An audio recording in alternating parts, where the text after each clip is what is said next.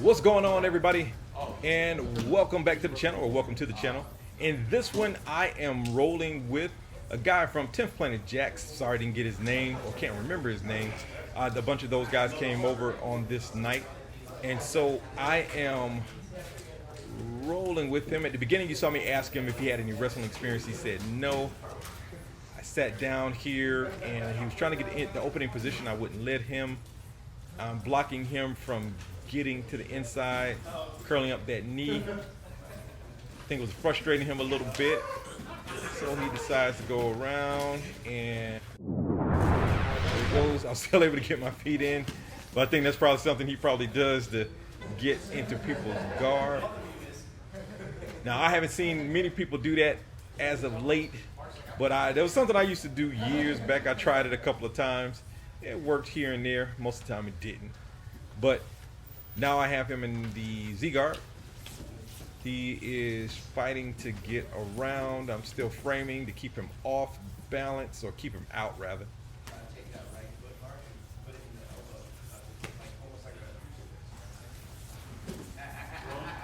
And I'm making my move to go to guard. I was able to pull him in, and then I immediately brought him down. When someone is really explosive and I get the opportunity to grab them, I hold them close. And I want them to pop up. I've been working on the new Cobra clinch that I keep telling you guys about from Master the System with Eddie Bravo. I think it's 179. And I want to wrap that right arm around his arm and then connect to my bicep, and then use that top arm, which looks like a cobra, and strike over the shoulder, and that would hold it in place. And from there I can work the rubber guard, work omoplatas, a whole bunch of things, different things. Okay, so he's pushing my arm out, and I believe he's going to start sensing that I'm going to try to go around his arm. He wouldn't pop up. Another thing I've been noticing since I've been doing is people, they either stay down and then they wait to explode up once they see that I'm trying to grab that arm or go around. They kind of double down on keeping either themselves down or their arms.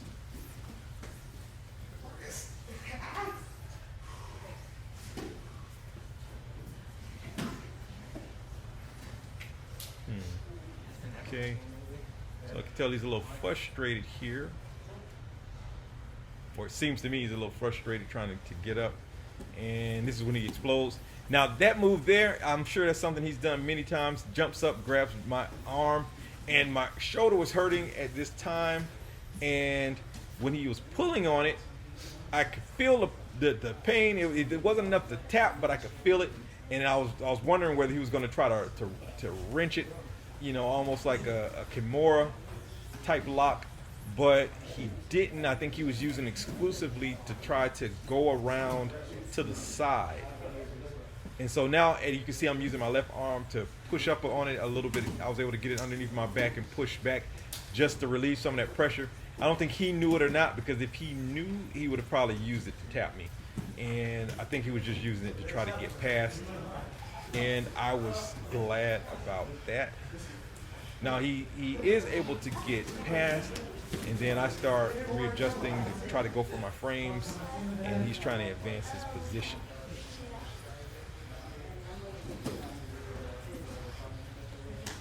Now, some people may also be wondering why, as of late, I have been sitting down. I still get up occasionally, as my shoulder has been feeling a lot better. But when I hurt my shoulder a few weeks ago, I started sitting down to avoid the heavy wrestling matches, because it's not at the time that my shoulder hurts. It's when I get home and when the adrenaline wears off, and that's when I would feel it. Oh man, he just picked her up and slammed her in the background. All right, but you feel it later on. So here I am, scooting back up, and I go for the Imanari roll. Should have been a little bit closer, grabbed onto the leg, but he jumped back.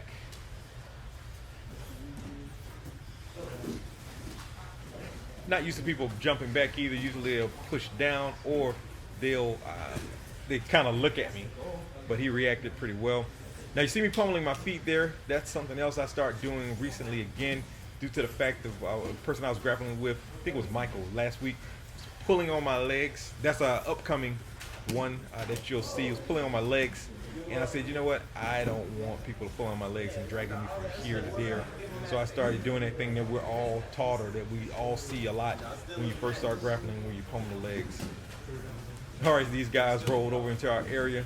They're really into it. So we moved over to another location. I decided to stand up a little bit, do a little Ginga step. And I go for the quickest takedown in BJJ. He shields it off. He comes at me. I push off. That quickest takedown for BJJ hasn't really been working for me with the no gi like it did with the gi. I don't know why, because it's working off a push-pull concept where you push on the shoulder and grab the leg at the same time and pull it up. But I don't know if it's because of the sweat, what the degree is, or why it's not really working with no gi.